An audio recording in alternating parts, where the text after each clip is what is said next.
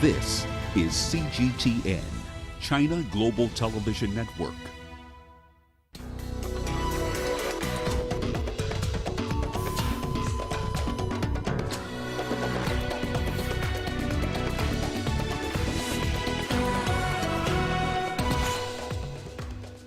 Over 300 boys who were recently kidnapped in Nigeria have been freed. Several European leaders in self-isolation after French President Macron tests positive for COVID-19. And UN Secretary General Antonio Guterres has appealed to rich nations to support the UN-backed COVAX program.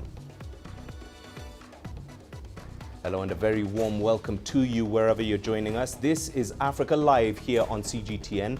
I'm Mahia Mutua in Nairobi, also coming up in this program. In business, Nigeria has reopened 4 border crossing points more than a year after closing its land frontiers to crack down on smuggling. And in sports, Bayern Munich's Robert Lewandowski has been named Men's Player of the Year at the FIFA Best Football Awards.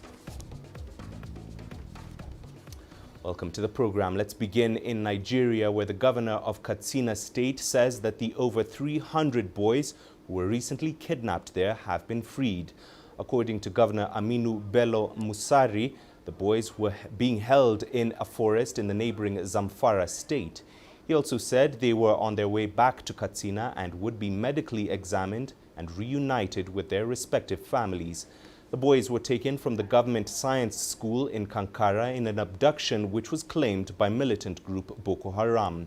The latest incident evoked memories of Boko Haram's 2014 kidnapping of more than 270 girls in the northeastern town of Chibok. Well, let's get more on that story now. CGTN's Phil Ihaza is joining me live from Abuja with the latest. Phil, thank you for joining us. Just tell us more about how the boys were freed.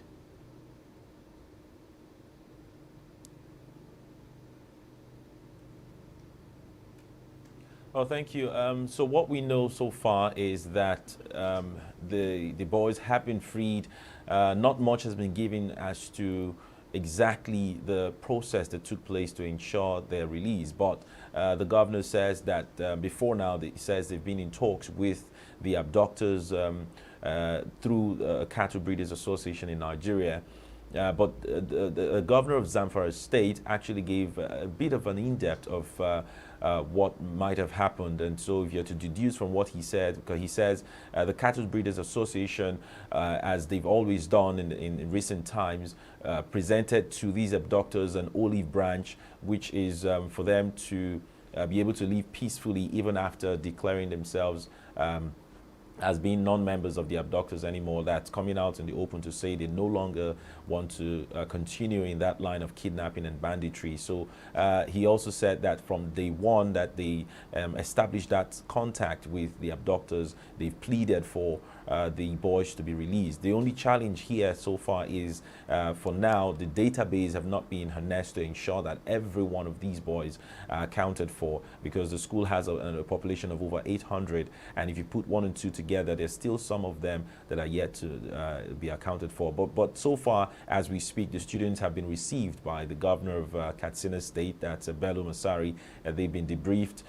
The governor also has promised to ensure that they are well taken care of, and they will also go through security and medical checks before they are reunited with their families. Phil, of course, this is a positive development in this story, but looking ahead now, what exactly happens next, and what measures are being put in place to ensure that such incidents don't happen again?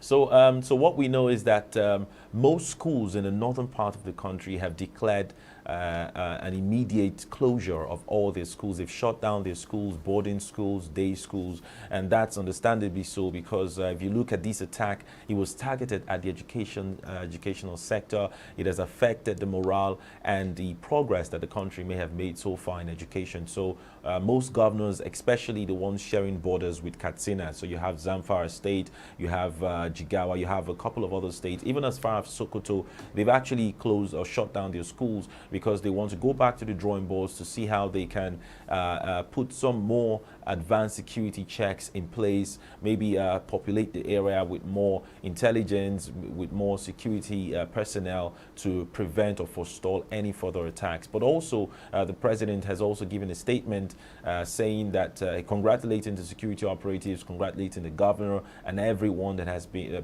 put their hands on deck to ensure the safe release of these boys. And he has also promised to do more to intensify whatever efforts military, whatever efforts the entire country is putting together to ensure the safety of lives and property of its citizenry. All right, Phil, thank you very much for joining us there. CGTN's Phil Ihaza speaking to us live from Abuja, Nigeria. Well, let's still get you more on the latest developments on that story. I'm now joined by Bulama Bukhart, who is an analyst in the Extremism Policy Unit of the Tony Blair Institute for Global Change.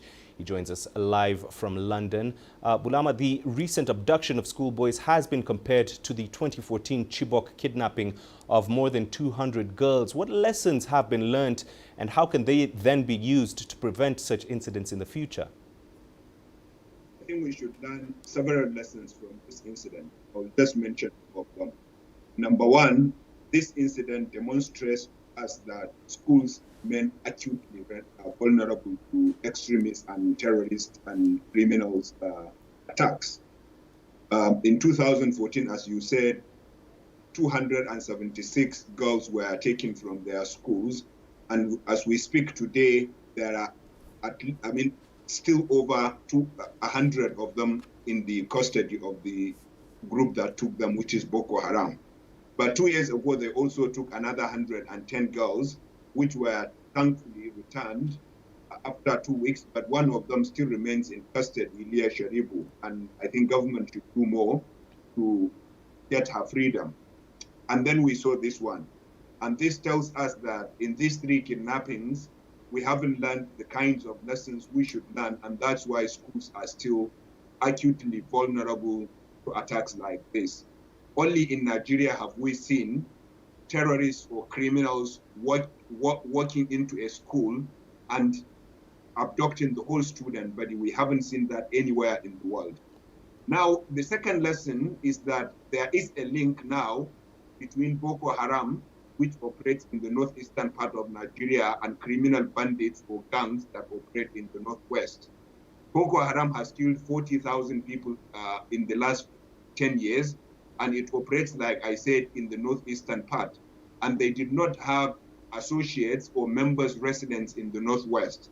But with this, we know that it was a criminal group that was associated with Boko Haram that carried out this particular operation. And therefore, it is a clear evidence that Boko Haram now has associates or members in the northwestern part of Nigeria, which shows that it is an expanding group. So, Bulama, then what can be done then to improve Nigeria's capacity to deal with insecurity, particularly talking about stopping Boko Haram operations there? I think the first thing is to strengthen the Nigerian military more by purchasing weapons and equipment, especially communication and intelligence equipment, ensuring that the welfare of the boots on ground, the soldiers on ground, is well taken care of, and make sure the defense and security budget is transparently spent. I make these recommendations because there are issues around the expenditure and the welfare of soldiers on ground and their weapons. The second is to ensure security of our borders, because the criminal gangs in the northwest and Boko Haram in the northeast both operate around porous borders, and therefore it is easy for them to move in and out of the country, and also move fighters and weapons and anything they want to move in or out. That has to be taken care of. And perhaps the best way to do that is to work with Nigeria's neighbors. There was a multinational joint task force between Nigeria, Niger, Cameroon, and Chad that was reinvigorated in 2015, and it succeeded for the first 2 years in devastating Boko Haram. Unfortunately, that coalition has recently weakened, and Nigeria has got to sit with its neighbors to replan and reinvigorate that particular coalition so that Boko Haram may be flushed out. All right, Bulama, thank you very much for your insights there and for speaking to us here on Africa Live. Bulama Bukarti, who is an analyst with the Tony Blair Institute for Global Change, joining us live from London. Moving on, rival Libyan factions have failed to agree on how to choose a transitional government. The United Nations Support Mission in Libya held a virtual vote to decide on the criteria for picking eligible candidates, but about a third of members abstained from casting their choice.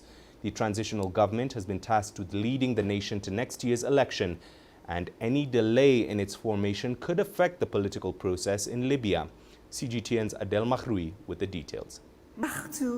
Since the Libyan Political Forum kicked off in Tunisia in October, the UN has led 6 virtual meetings to work on a selection mechanism for forming a transitional executive authority. This week, a vote was held. 71 out of 75 members voted in the virtual exercise, but 21 of them abstained. They were voting on the threshold and endorsement percentages needed to appoint top figures in the transitional government. They failed to reach an agreement.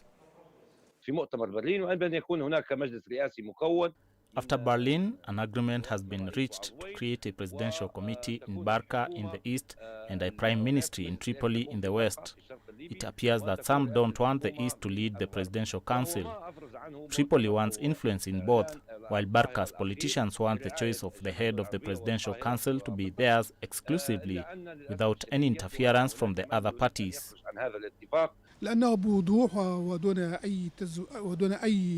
To put it simply, Libyans are still divided. Every group is still tied with a foreign nation that influences that group's motives and stances based on that nation's interests in Libya. If Libyans do not move to end all forms of international intervention, they will never create a united country. It's a good day for the Libyans. Acting UN Special Representative for Libya, Stephanie Williams, says she'll work to bridge that gap over the appointment mechanism. She will need more time, though, to get that deadlock sorted out. After 2 months of discussion on elections, the government has not been formed yet. That's a huge delay. I think, as former UN envoy Ghassan Salame once said, there is a fight over power and wealth, and Libyans in power now do not want to let go. This is hindering the process to reach a national consensus over the hanging issues. The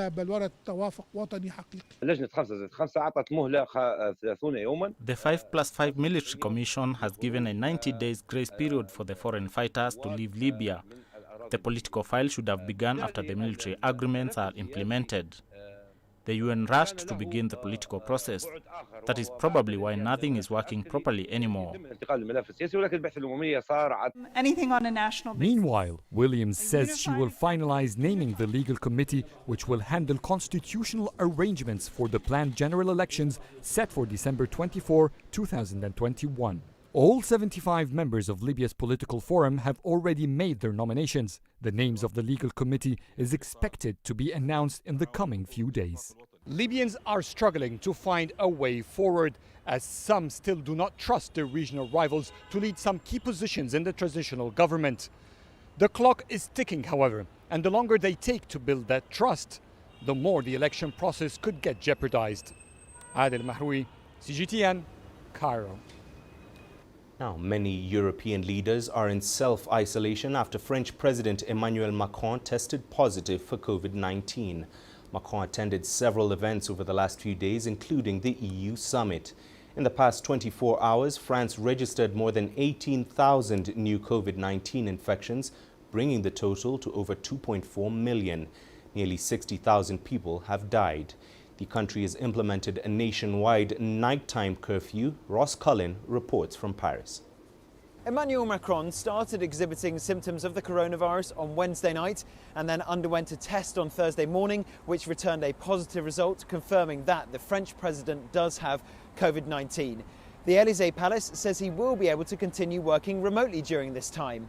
He did have a trip planned for next week to Lebanon to follow up on the aid campaign that he's been spearheading, trying to provide development support to Beirut after the port explosion in the Lebanese capital in August. But that trip has been called off. And President Macron is now going to have to follow his own government guidelines of isolating and staying at home for a period of at least 7 days.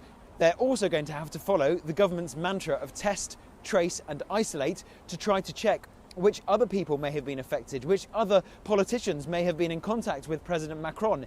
He was in Brussels this time last week for an EU Council meeting. He met the Spanish Prime Minister here in Paris on Monday, and because of that, the Spanish Prime Minister Pedro Sanchez is going to be isolating himself for a period of at least until the 24th of December. The French Prime Minister, Jean Castex, also said he was a contact case of Emmanuel Macron, and so on Thursday morning he went into isolation pending the outcome of his test, which fortunately for the French Prime Minister returned a negative result. So it does really underscore the fact that this test, trace and isolate is now a mantra that needs to apply to the highest levels of government in France, the head of state. Ross Cullen, CGTN, Paris. UN Secretary-General Antonio Guterres has appealed to rich nations to support the UN-backed COVAX program. The program aims to ensure the entire world has access to COVID-19 vaccines. He stressed broad immunization is in the interest of all countries. We need to be able to make a vaccine available to everybody, everywhere, and affordable by everybody, everywhere. The Secretary-General made the remark in Berlin after a meeting with German Foreign Minister Heiko Maas. Guterres said COVAX needs $5 billion through the end of January. Overall, the program faces a shortfall of more than $20 billion. Guterres also asked the rich countries to refrain from hoarding. Many have bought more doses than the volume of their populations. It's time for us to take a short break. You're watching Africa Live on CGTN. Here's what's coming up. We highlight the plight of migrants on the African continent. And we meet a group of Kenyan divers attracting tourists with their daring plunges into the Great Rift Valley. Nigeria is my home. 160 million vibrant, ambitious individuals constantly seeking the perfect self-expression. It is these people who inspired me to be that person that is seen, to be a voice that is heard, and ultimately to be the anchor that I am. I have to tap in, tune in, and turn on the very best qualities within me to deliver the news. I'm Richard Nta, an anchor for CGTN.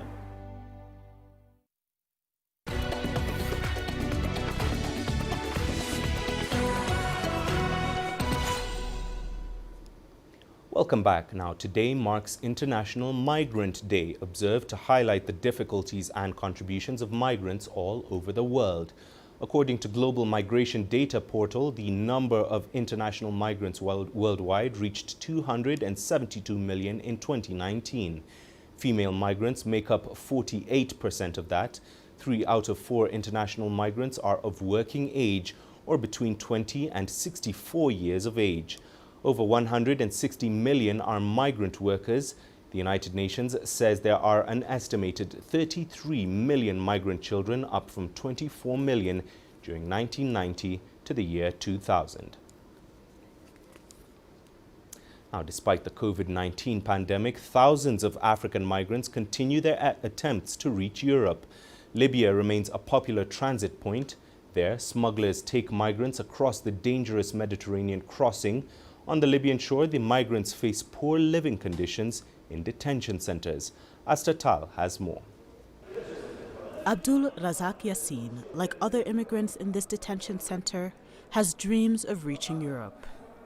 He left Somalia after his father was killed. Tired of the insecurity, he set off on a long journey across Ethiopia and Sudan. I took a regular taxi to the borders with Ethiopia, me and 11 others, all Somalis. From Ethiopia, smugglers take us one at a time. They take an individual to each city. We went to the capital Addis Ababa in Ethiopia and were there for around 2 weeks. When he reached the Libyan desert region of Kuthra, he was detained by smugglers. There, they demanded more money from him, turning to physical violence. They use a WhatsApp group to contact our families in Somalia and take videos of every Somali who doesn't have the money to pay.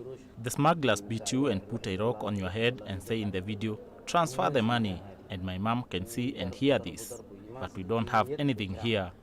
We only had a house in the capital, so there's nowhere else I can get the money. The guys here tell me to transfer the money, but I don't have any. It's just the house with 4 rooms and bedrooms, and I sold it.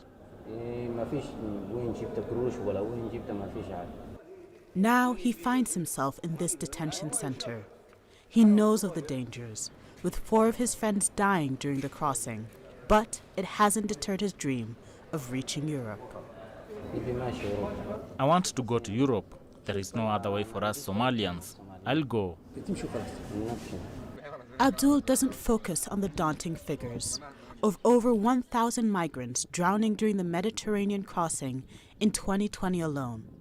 Instead, he notes several of his friends have reached Europe, and he is determined to join them. Astatal, CGTN. Well, to get a better understanding of the challenges facing migrants, we're now joined by Yvonne Dege on the line, a spokesperson for the United International Organization for Migration. We seem to have lost her. We'll try to get her back on the line a bit later on. Moving on, though, despite the number of COVID-19 infections rising locally, some rural Zimbabweans are determined not to let the pandemic take the cheer out of their festive season. They plan to enjoy their holidays while observing all coronavirus prevention guidelines. Here is CGTN's Mahia Mutua with that story. Residents of Ward 19 in Buhera district are attending a livestock farming field day. They are within the 50-person limit allowed for public gatherings. But because there haven't been any COVID-19 cases here, most feel safe to congregate now and in the coming days as they celebrate Christmas. Vaida Kangai will attend church, albeit under the strict rules. We will do social distancing and our church service will be shorter than usual.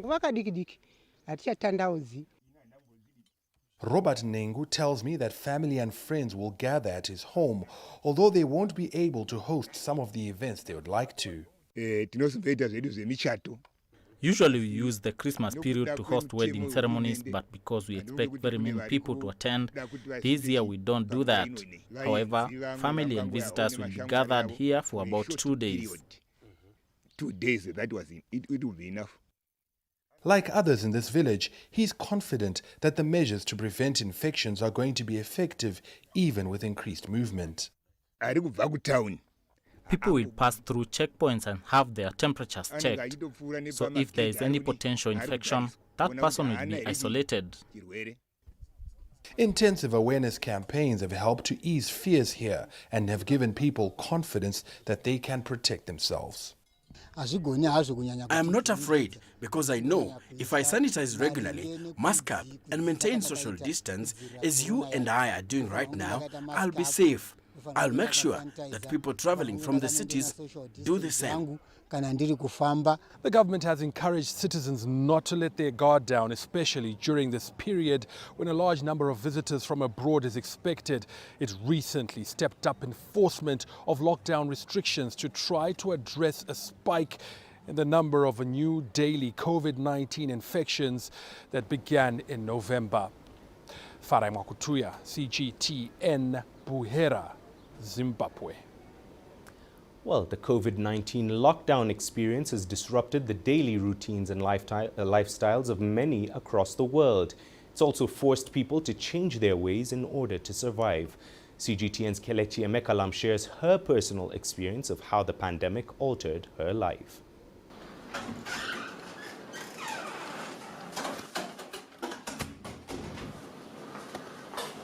This is my home where I've been cooped up since the COVID-19 lockdown. Apparently, I got pregnant and had a baby at the time, so I've had to do almost all of my work and meetings here at home. Now, before the pandemic, my team and I would meet in the office to execute all our assignments. But we've since migrated to various virtual platforms from where we plan to execute all our tasks. Okay, now, Missy, what do we have from you today? Good morning, Ma. Good morning, team. Hello, Mecca. Hi, ma'am. How are you? Good afternoon. Happy to be.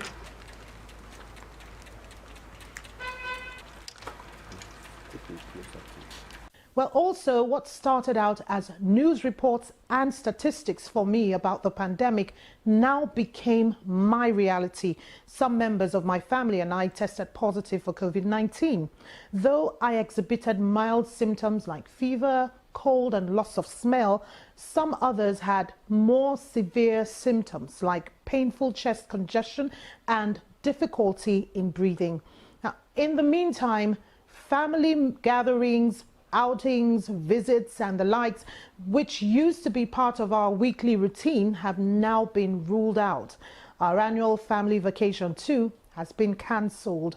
Apart from that, I always ensure we observe all the COVID-19 protocols. That includes hand washing, sanitizing and wearing of masks. Even after the pandemic is long gone, these precautionary measures will still remain a part of our daily life. Kelechi Emekalam, CGTN Abuja, Nigeria. Indeed, a fascinating insight into the lives of our very own journalists across the African continent. Well, crossing into East Africa now, a group of young men here in Kenya have taken up a career that few would voluntarily do so. The men formed a group called the Cheploch Divers in Elgeyo Marakwet County 12 years ago. They dive into a deep gorge in Kenya's Rift Valley, risking their lives and limbs in the process. The spectacular but scary undertaking has fascinated tourists and locals for many years, as CGTN's Nick Mudimba now reports.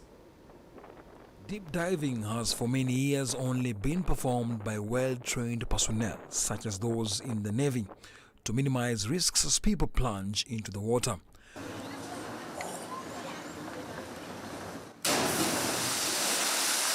But in Kenya's Elgeyo Marakwet County, locals have perfected the art despite doing so in a dangerous landscape where any small mistake could see them hit rocks and lose their lives. These men are known as the Cheploch Divers. They regularly dive into this gorge near the Kerio River that is quite deep and has crocodiles living inside. They do this largely to entertain local and international tourists, and this helps them earn an income in the process. Basically what we do here is entertainment for those tourists who visit this area. They make stopovers because it's a tourist attraction site. We also act as guides. We direct and guide those who come here. But on several occasions in the past, they have also helped save lives of people or helped retrieve bodies of people and even vehicles that fell into the water. Any miscalculation as they take the risky plunge could mean death. But they've always seemed to maintain their cool and wow crowds in the process. Curious spectators gather as the boys propel themselves into the river from elevated positions. Many of them are perplexed by the stunts. Well, the place is beautiful, but it's scary how these boys are doing. Yeah. What I've seen, I think it's about talent or what, because I don't think a normal human being can be doing that. It's just, I think it's a talent. You're going to say, I'm not going to do this thing. I'm not going to do this thing. Where are you going to get the food? And you have to eat daily. Breakfast, lunch, and supper. 2 of the members died at work, but those tragedies never dampened their spirits. They have no special underwater gear. For Philip Kimbo, who is the team leader, diving has helped transform his life. I needed help to study in the university, and through this diving, I was able to raise my school fees and I finally cleared my education, and I will be graduating next year. Although they have not undergone any formal training, these divers have mastered what they do. Many of them have even been absorbed in the Kenyan Navy and other security forces across Kenya. The audacity and courage to jump into deep crocodile-infested waters is out of this world. But for them, the main agenda is actually putting food on the table. Some of them have paid school fees, fed their families through this risky venture. But one day they hope that indeed they'll get something stable to actually steer their lifestyles. Nick Mudimba, CGTN, Elgeyo Marakwet County, Kenya.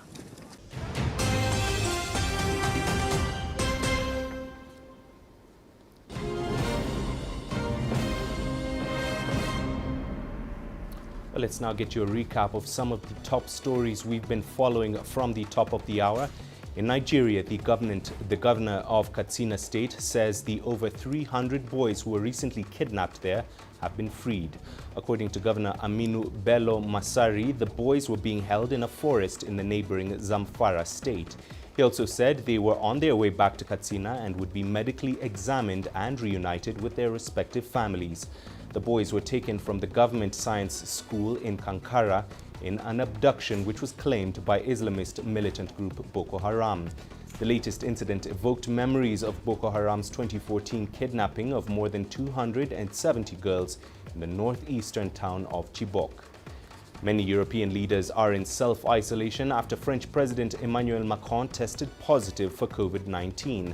Macron attended several events over the last few days, including the EU summit. In the past 24 hours, France registered more than 18,000 new COVID-19 infections, bringing the total to over 2.4 million. Nearly 60,000 people have died. The country has implemented a nationwide nighttime curfew. And UN Secretary General Antonio Guterres has appealed to rich nations to support the UN-backed COVAX program. The program aims to ensure the entire world has access to COVID-19 vaccines. He stressed broad immunization is in the interest of all countries. Guterres says COVAX needs $5 billion through the end of January. Overall, the program faces a shortfall of more than $20 billion. He also asked the rich countries to refrain from hoarding. Many have bought more doses than the volume of their population. And those are your top stories. Well, it's time now for us to check in on what's happening in the world of business. Here's what's coming up. Nigeria has reopened 4 border crossing points more than a year after closing its land frontiers to crack down on smuggling.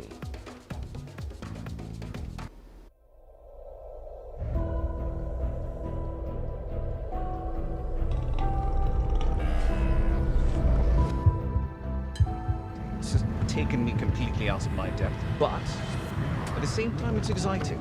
It's new, it's different, it's a challenge. It's really exciting.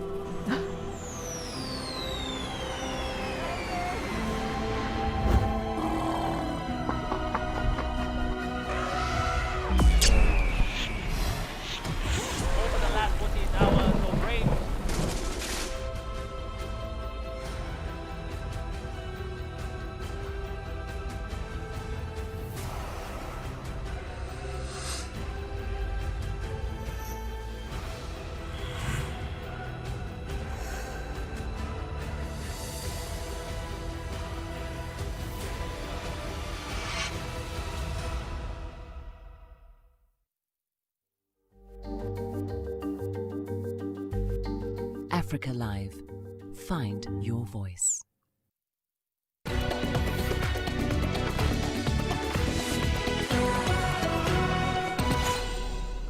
Time for the business now. Let's begin in Nigeria. The country has reopened 4 border crossing points more than a year after closing its land frontiers to crack down on smuggling.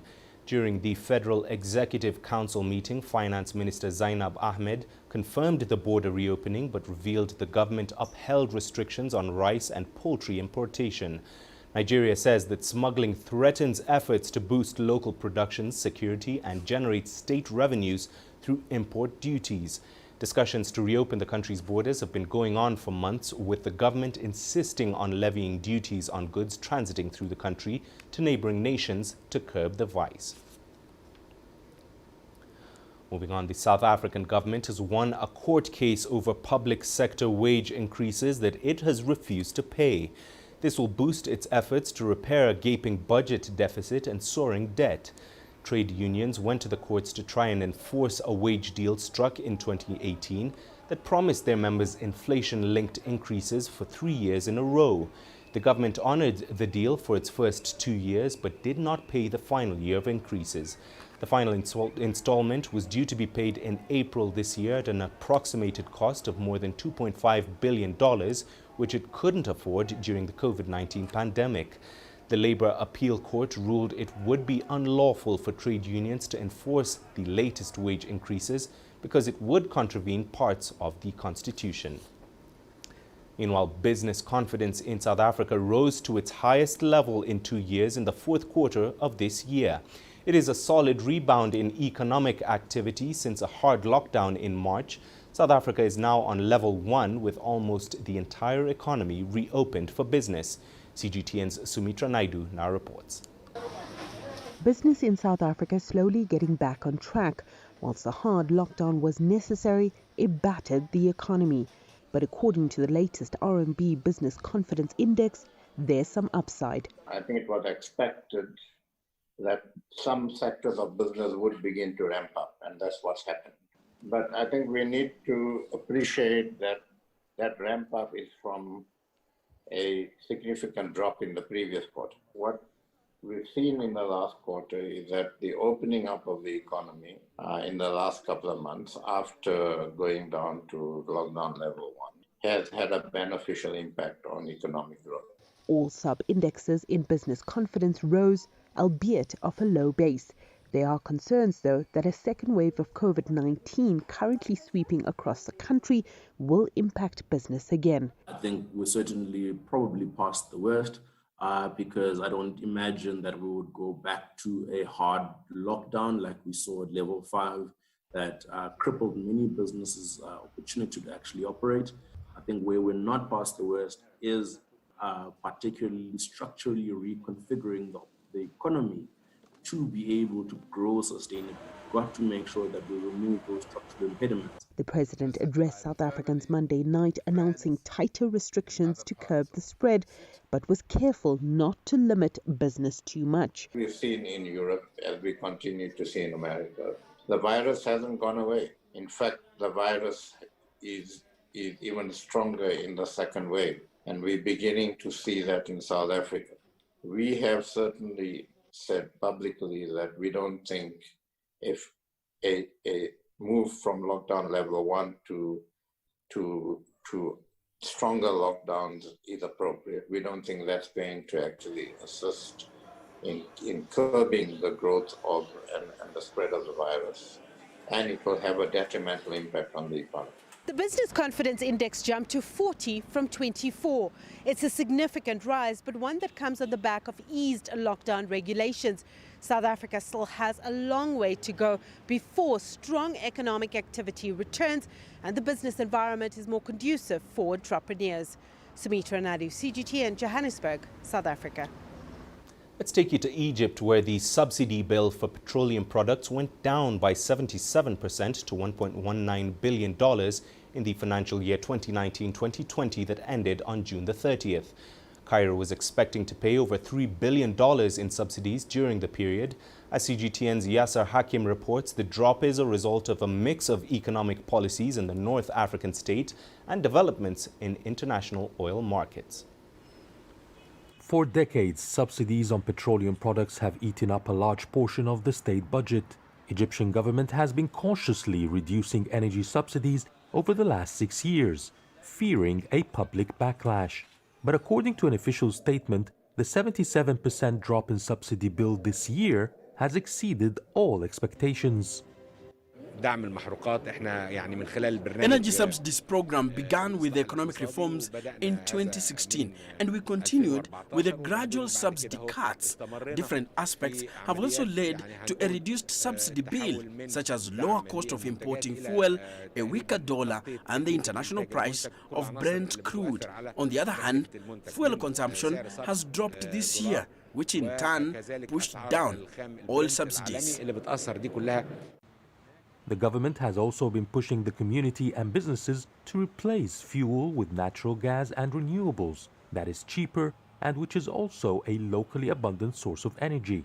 Meanwhile, hedging contracts against rising oil prices are protecting the North African state's budget from the volatile international markets. The coronavirus has slowed down economic activities worldwide, and not just in Egypt. It reduced consumption of petroleum products and therefore subsidies too. This helped in maintaining a narrow budget deficit gap amidst the corona pandemic.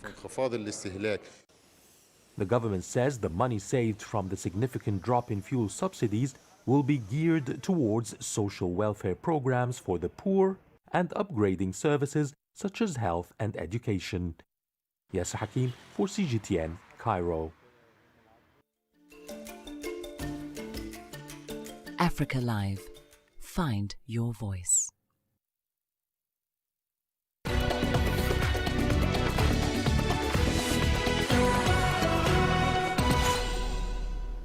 Well, it's time now for our Made in Africa series. Known as liquid gold, Morocco produces what many believe to be the best argan oil in the world.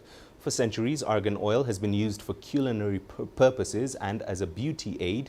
The amber-hued oil is produced by a number of cooperatives in Morocco, helping to empower rural women.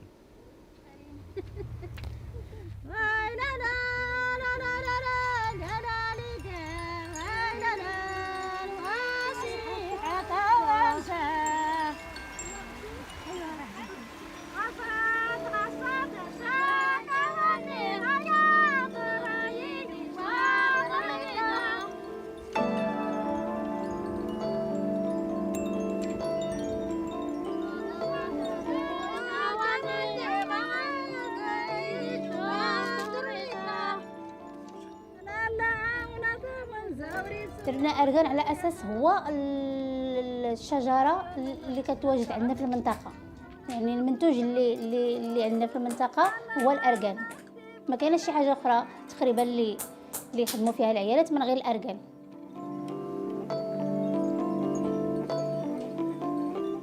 على أساس أنه العيالات كانوا كيخدموا غير في ديورهم، ويعني كل وحدة كتخدم في دارها.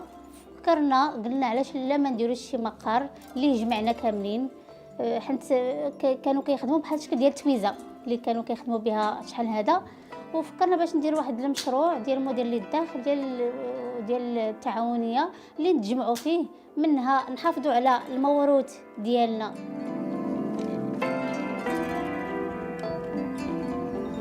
لطيفة يتعبو رئيسة التعاونية الفلاحية النسوية تيريزيت لإنتاج وتسويق زيت الأرغان ومشتقاته.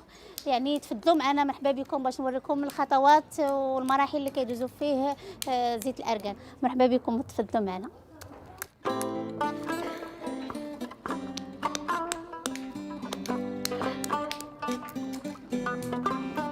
حتى 2013 عاد درنا واحد الجروب اللي فيه 8 ديال لي كوبيراتيف اللي كنحاولوا نتجمعوا فيه يعني ونقلبوا على الحلول ديال المشاكل اللي كاينين عندنا كاملين. وبالتالي يعني الا جينا نقولوا المهم بحال الا كنتي بوحدك، بحال الا كنتي مع اتحاد، ولكن اتحاد قوه.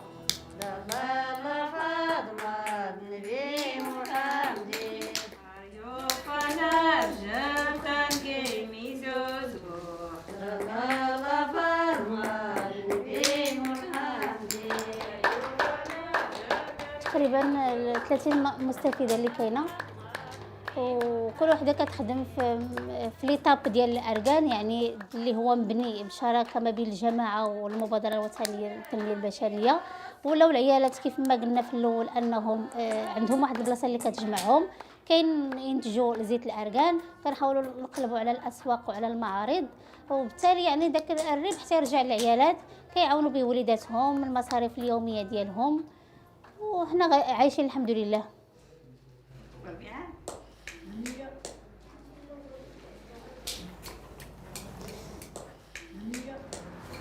هذه المرحله الاولى كيحيدوا فيها القشره الارغان، يعني كتسمى مرحله ديال التقشير. هذه المرحله الاولى ديال التقشير.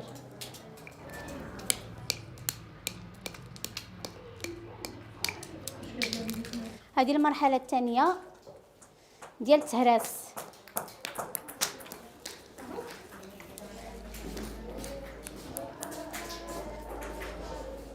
هذه المرحله ديال التحميص. الا بغيناه باش يكون عندنا الارغان اليمونتير كنحاولوا نديروا التحميص عن طريق لا ماشين اللي كدير كدور يكون فيها الزين اللي هو اليمونتير. المرحلة الأخرى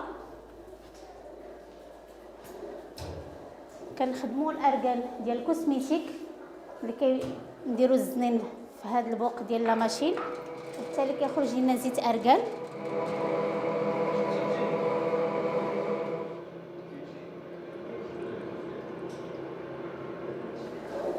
هذا كيتسمى ارغان ديال الماكله، ارغان اليمونتير ارتيزان، يعني بطريقه تقليديه.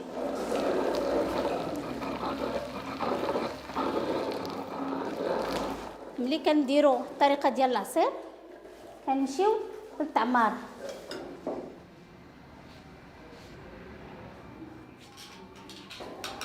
هنا تنديروا فيه تيكتاج وكنعمروا فيه القراعي. هنا كاين البرودوي فيني.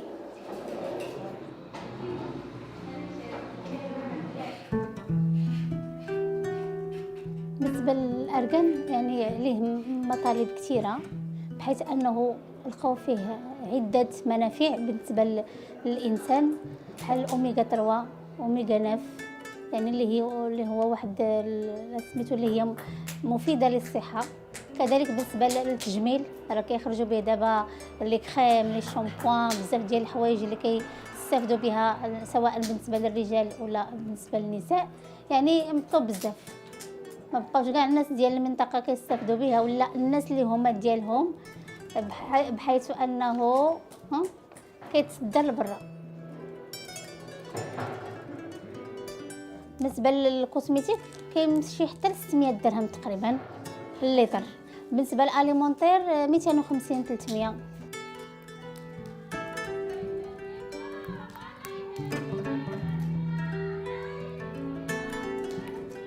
ولكن في ظل التكوينات والتحسيس اللي كيتلقاوها العيالات داخل التعاونيه، استطاعوا انهم يفرضوا الوجود ديالهم ويفرضوا كذلك الطاقه ديالهم والذات ديالهم في ذاك المشروع اللي هما خدامين فيه. من غير هذوك المشاكل ديال انهم بالنسبه للاسره كيكون صعيب باش توفقي ما بين الدار وما بين العمل، باش خصنا مثلا نكريو المقار ولا ندبروا عليه.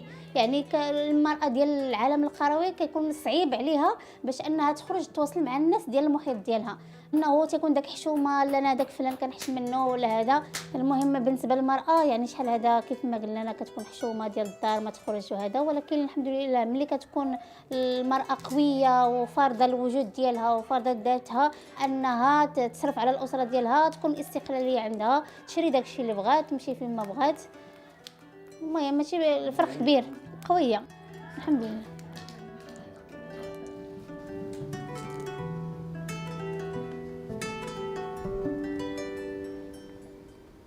And here's what's coming up in the day's sports.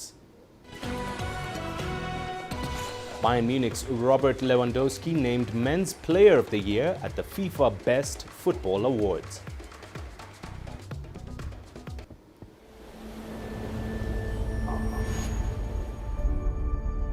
How would you create your legend? On the fields, on the tracks, in the arenas of Africa. Were you born to be a player? Could this moment be yours?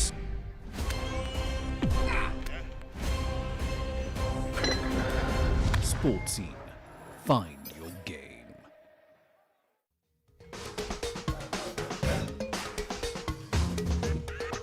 Africa Live. Find your voice.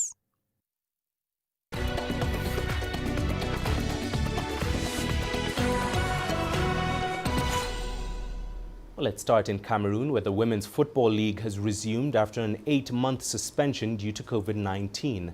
Guinness Cameroon has stepped in to pay the salaries of the players for the next 2 years to promote the game beset by financial challenges.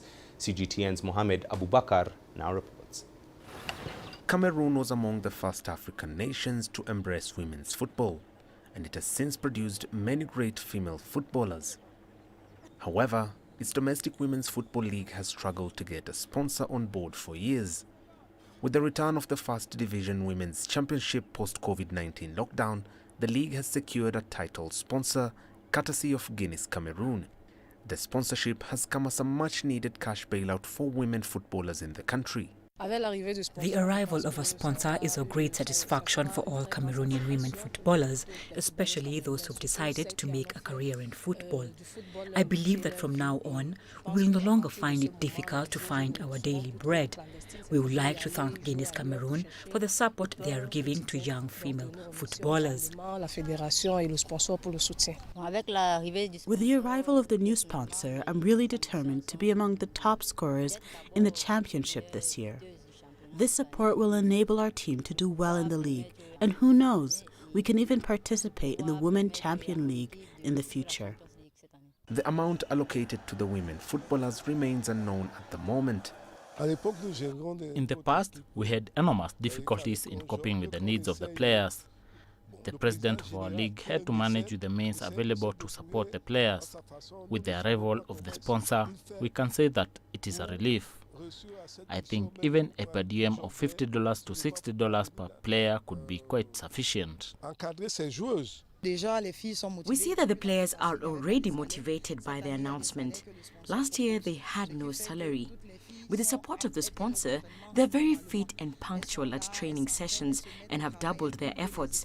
It is not easy to get a salary. The teams in the Women's Championship are also expecting the COVID-19 relief funds promised to them by the Cameroonian government. But in the meantime, the Football Federation is still in the hunt for another sponsor to cater for the Second Division Championship. Mohamed Abubakar, CGTN. Staying with football, and Bayern Munich forward Robert Lewandowski has been crowned the Men's Player of the Year at the